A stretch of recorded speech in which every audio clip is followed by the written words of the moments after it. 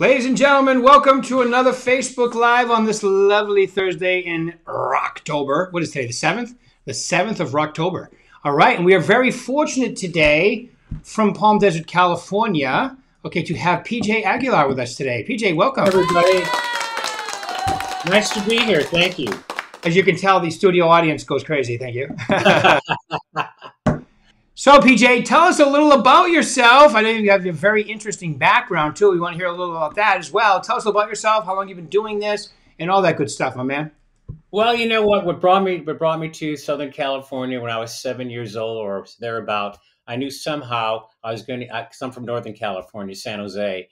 I knew somehow I was going to end up in the entertainment industry, and I was determined. So I came down here. I went to SC. I did my first commercial when I was in college. That's when commercials paid a lot of money, when it was, if it was a national commercial. So I did a commercial for Dennison's Chili when I could play a young son, a teenager of a family. And they had a narrator and music. And then they did a close-up of me where I think the announcer was saying something like, oh, yeah, and so-and-so loves Dennison's Chili. So I took a bite of chili and I go, and that's all I did. I made $300 for 3 days of work. $300 a day for per day for 3 days. And then I made $30,000 in residuals over 14 months. And I got into the Screen Actors Guild as a result. I'm still a member, just on honorary withdrawal. So that's what got me to LA. And so I was in show business for 24 years, various capacities. I worked as an actor, a writer, producer, and the last thing I did was a talent manager. Needless to say, I've met a lot of famous people. It's a very interesting business. And then around 2002, I sort of was looking for something else to do that was creative and exciting. I've always liked real estate. My dad used to convert he used to do flips. He had multi-family housing, that type of thing. And so that's pretty much what happened. I decided, I hooked up, when the market took a dive, I hooked up with a top auctioneer of luxury homes in the United States named Dan Haney. And what happened, as you know, if you're in real estate, homes weren't moving, they were just sitting. So we help realtors get paid. And how we did that is the auction process, which actually I like a lot. They do in a lot of countries in Europe, and they're doing it more and more here because you have a live auction. You maybe show the home twice to anybody who wants to see it. They can get an idea. But what makes auctions great, it's held at the actual home. And about 60% of people actually wanted to make offers before an auction because they didn't want any competition. Because as you know, competition and the emotion, people get all excited and drives prices up. And so it was a win-win because realtors loved us because they'd still get their commission. And we'd get paid. And I was the auction manager. And it worked out great. And from there, I got recruited from two prudential agents. And my Prudential in Pasadena eventually became Berkshire Hathaway. Nice. And then from Berkshire Hathaway, I went to another 100% commission brokerage. But you know what? I have to tell you, I had to come back to Berkshire Hathaway. I like the name. I liked it. I like Warren Buffett. He's one of my favorite guys. I admire him. Yeah. And most of all, the marketing was incredible. I mean, basically, it's on automation, which is, I said, oh, my God, you should have seen me. I was like a little kid in the office. I was like, wow, this is like great, like a kid with new toys. And that's why I came back. And that's my story. And that's why I'm here now. Okay. I thought you were going to say like a little kid tasting chili. And I had enough chili, All right. Well, we can't let you off the hook, PJ. You mentioned, by the way, you definitely have the Hollywood look. You got the right shirt. You got the look, the hair, everything. The teeth. I just don't have my virtual background. It's cool. No, you have it here. You have it here. You have the moving palm trees from where I am. It looks great. That's right. Paul is a trained professional. Do not try this at home. Okay. Anyway, so we can't let you off the hook that early. You said that you met and had hung around with some very famous people, especially where you are in Palm Desert there. Give us a couple names, like who are your favorite people that you pressed the flesh with back in the day? Okay, well, back in the day, actually, are you familiar with the television show Happy Days? Yes. And soap opera Days of Our Lives, not Days of Our Lives. Oh my God, I'm blanking out on it. Anyway, let's go with Happy Days. So one of my roommates was Billy Warlock. Billy Warlock replaced Scott Baio when he left to do Joni Loves Chachi. and he played the character of Flip. And Ted McGinley, who also went to SC, um, played his brother. I think he played the basketball coach. So that was one of my good friends and roommate for some time. We were both in the business. He really succeeded. He made it big time.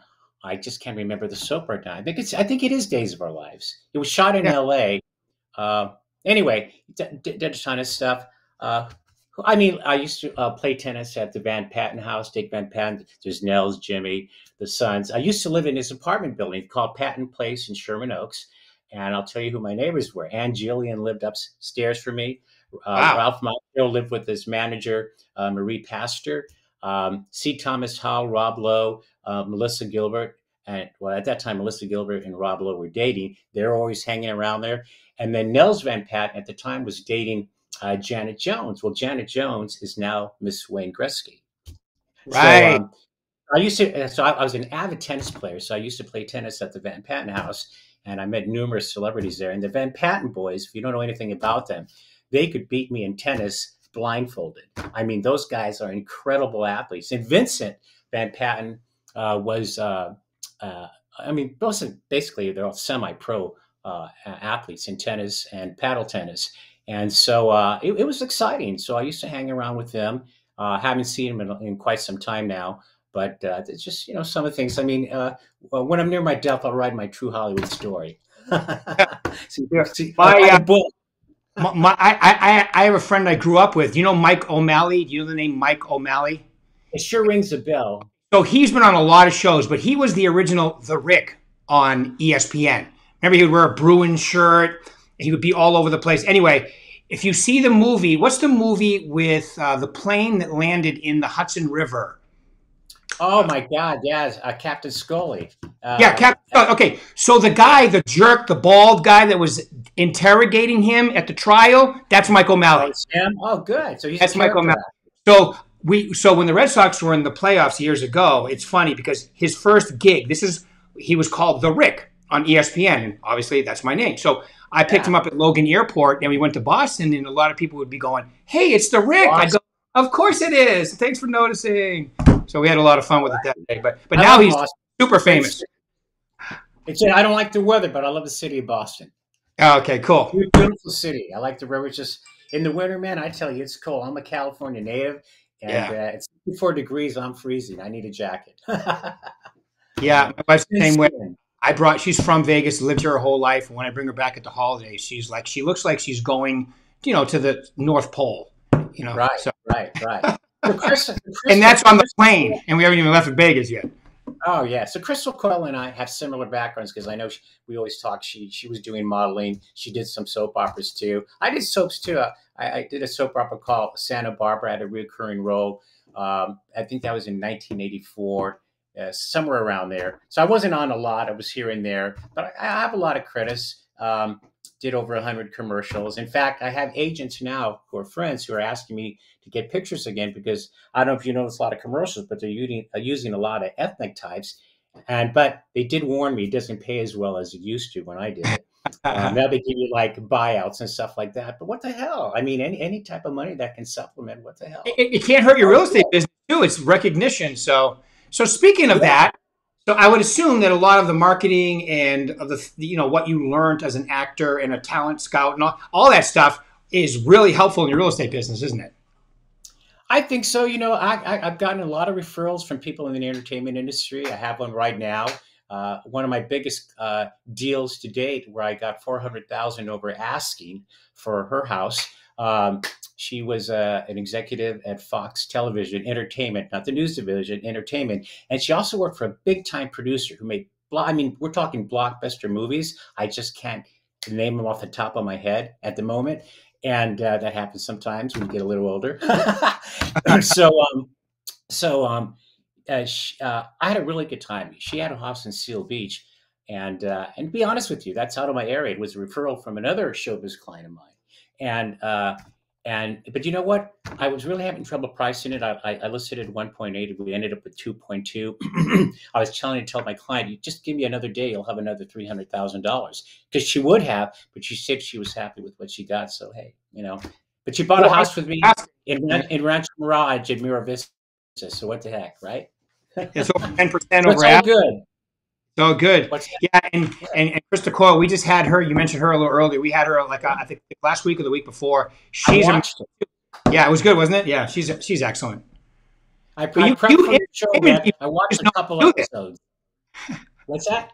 I said you entertainment people. This is easy for you. You know how to do this. Well, yeah, not really. Honest to God, I've never been on camera for 30 minutes. So this is a challenge for me. And quite honestly, I'm going to be honest with you. A lot of the stuff I did, I never watched myself. It's not weird. And to Yeah. date, I could kick myself because, now I wish, oh God, how do I find, and somebody was asking me yesterday, well, how can I see you? Name a couple things. So I did. So we went to YouTube and guess what? They were on. I said, go Oh here. yeah. You'll see Everything's footage. You'll see. Yeah. it's crazy So how awesome that is. Yeah, it's crazy how awesome YouTube is. If you ever want to laugh your butt off, Johnny Depp, right? Johnny Depp, he of does course. exactly. He goes, I don't read the script before. I don't. He goes, I just want to get in the moment. So like when he goes on, like when he used to go on David Letterman all the time, David Letterman would ask him, okay, what are we going to see here? I have no idea. He has no idea what he brings for them to watch. So if you ever want to laugh your butt off, go to YouTube and type up David Letterman and Johnny Depp interviews, and it's hilarious. I met Johnny Depp. I met him at a party at the Hollywood Roosevelt Hotel, and he's one of the people I've met. I don't know him intimately, but I knew John Belushi and Dan Aykroyd well at a time because I worked as a production assistant on the Blues Brothers when they were in L.A., not in Chicago. So it's when I look back and go, wow, to think that I actually worked with all these people. That's Sometimes I find it hard to believe. So what the heck? Now that's very cool. That's very cool. And like Crystal was saying too, a lot of your repeat and referral business will come from that too. So tell us a little bit how you run your business today in real estate. How do I run my business? I go, help. And What I do? Ryan helps, right? Honestly, seriously, when I first got started, my first client was a friend. Okay, and it was a hot market. This was in I think 2014, something like that, and we got multiple offers, and I sold it for over asking. That worked out really well. And then another good friend of mine, who she has her own escrow company in Glendora, she referred me to some flippers. So I got 3 homes right off the bat. And I actually got them to come to Palm Springs because I was making offers for clients up here in the Pasadena area. And at that time, we're talking one home had 37, 63 offers. So I kept getting this situation. So I talked to a real estate rep I met on Facebook. And he said, come down to Palm Springs, man. You can get a deal. Things are really affordable. And at the time they were until COVID hit, then everything took off. So that's what got me to the Palm Springs area. I've always loved Palm Springs. My fraternity brother used to have a house in Palm Springs. And so we used to stay there and crash. And that was the days when there were a lot of T-shirt shops on Palm Canyon. Everybody drove in convertibles and went down and acted childish and stupid, including myself, yours truly. But it was a good time. It was a good time. And I have passion and love for the desert because yeah, it just I'm at peace in the desert. I mean, I always say let's just go down the desert. That's what I'm happy in the desert. And I love my office. I love my manager. I love my fellow agents. And this COVID thing has driven me nuts because I'm a people person. And when I go in for office meetings, or we had an inter-office meeting in Indian Wells last week. I love it because I get energy. It motivates me. I need to be around people. It's just who I am as a person, for better or for worse. So, Yeah, that's did I very answer your question?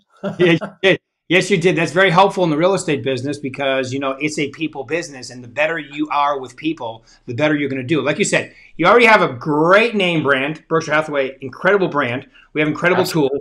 You have an incredible manager. Now it's your job to go out to talk to people, and it's almost like a part. Sometimes I say that, like when I'm speaking, it's like a part. You're playing a part, It is. right? It is.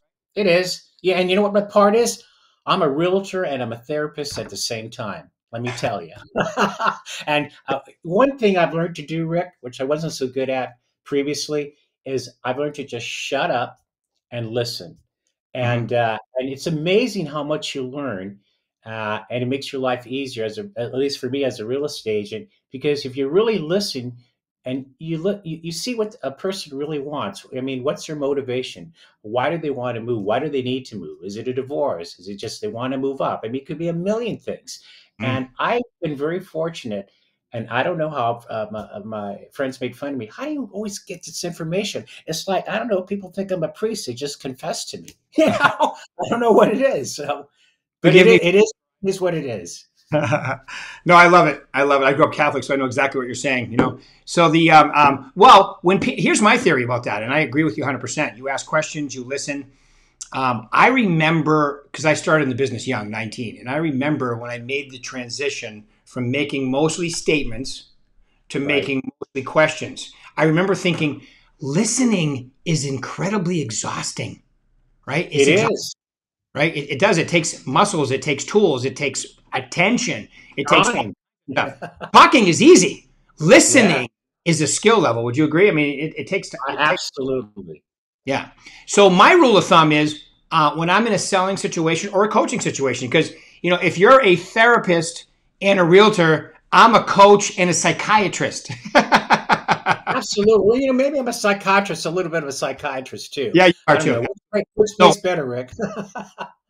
oh yeah, I've had many talk off the ledge, excuse me, talks, calls, and so forth, and then a lot of building because a lot of times I find agents, they're kind of they have big egos, but they already also have a little inferiority complex as well.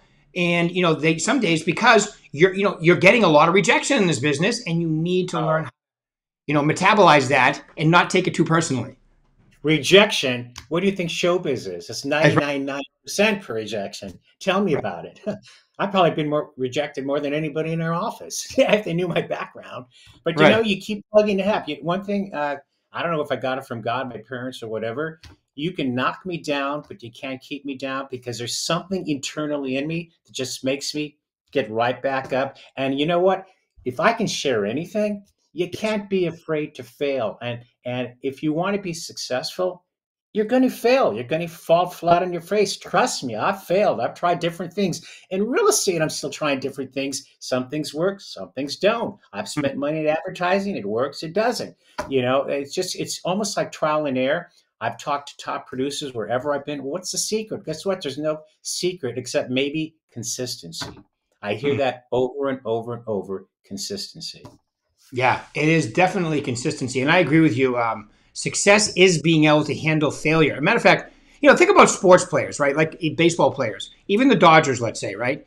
Yeah. They're a team, but they still fail about 40% of the time. Actually, it's more Yeah. than right? 40. That Yeah. means almost half the games you lose. And you got to show up to the next game excited to play. And so Yeah. baseball is people don't realize 162 games in a year, you're going to lose almost half of them and you're the best ones. Oh, and Absolutely.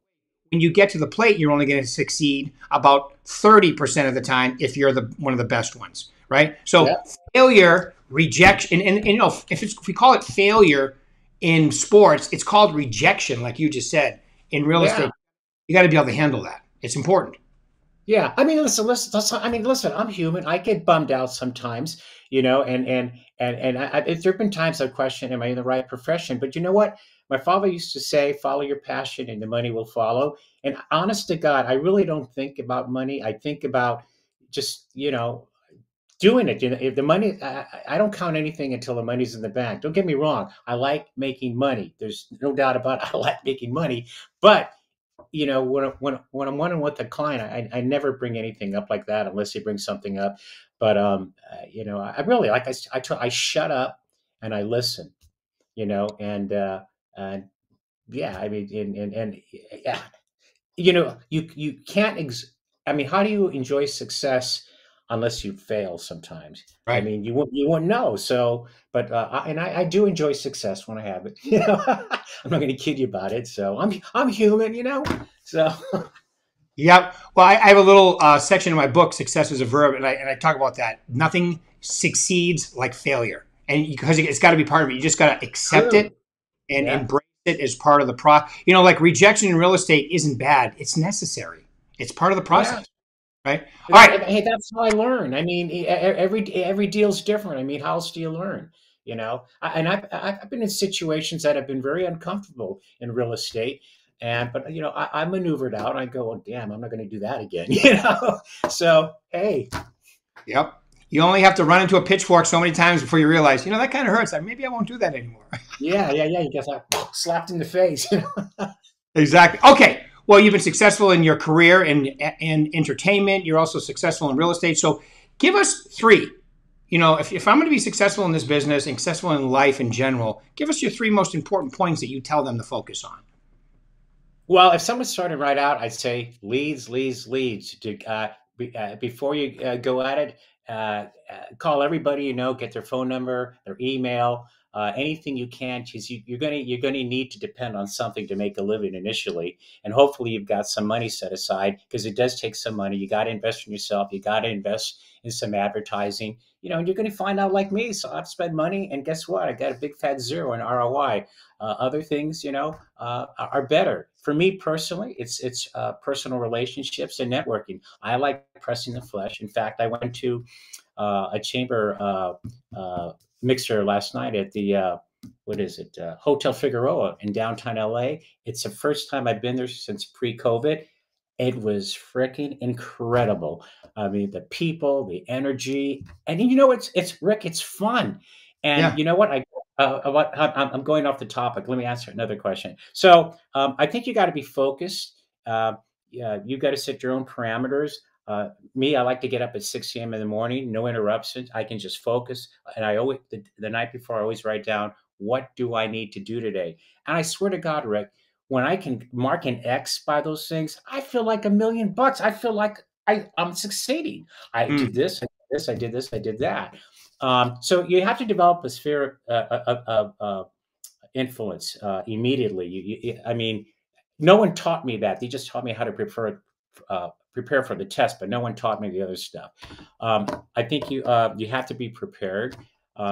And you know, and what I did, listen, I hang out with top producers. I asked them questions, and they were all cool to me. This was Berkshire Hathaway in Pasadena, and I love that. And so I don't know if there's a secret, but absolutely focus. And you got to be yourself. You have to speak with authority and integrity and knowledge. Like that Seal Beach property, even though it was a referral, you know, I didn't know anything about Seal Beach. But guess what? I spent a weekend. I drove down there. I spent the weekend, walked around, learned about the restaurants, studied everything I could on the internet so I could speak with authority and intelligence so people would say, oh, he knows what he's talking about. And I did know what I was talking about. And I got 400K over asking price because I knew how to maneuver that. And I could have double-ended it. But what I did, I brought in the manager of Palm Springs, Dwayne, we worked really great together, and we made it happen. We just made it happen. He's so awesome. It was a great experience. So cool. Again, I don't know if I answered your question completely, but you gave create leads. Okay, that's what I heard is one of them. Yeah. The other one was have a schedule that has a start date and an end time. You know, that's very incredible. Build your sphere of influence. Be a professional. Be a professional. I heard all of that at minimum. So you gave us 4 or 5 good ones. All right. Any final thoughts? You get referrals. Any final thoughts with these wonderful people, PJ, before we go? Any final thoughts? You know what?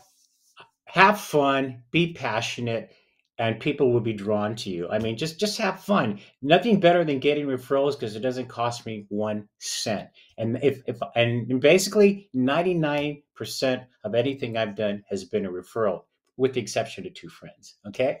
So that's my advice. Have fun. All right. I love it. Well, thank you very much. Yeah. All great advice. Build your sphere over and over. Plus, you know, like you were talking about earlier with our brand and our tools, you have an incredible tool, the VAC 2.0, to put all those people in there and set them all up. PJ, thank you very much for taking your time out today. Thank you. And I love your backdrop because it looks exactly like where you are, Palm Desert, California, my man. Thank you very much. I want to say one thing. I want to thank my agent, Ryan Lara, because he told me this gig pays well. Say that again, Ryan Lara. What? I want to thank my agent, Ryan Lara, for getting me on this gig. He said it's going to pay well. So here we are. It pays like today's commercials. Not a lot. Yeah, I wish. Yeah. All right, Ryan. Ryan's at the Tom Ferry seminar this week too, so he's down there sharpening his axe. So good for him. All right, Yeah. PJ, this was a lot of fun, man. You're a blast. Thank you very much for your time. Appreciate it. Thank you for having me. Bye-bye. Pleasure. Thank you.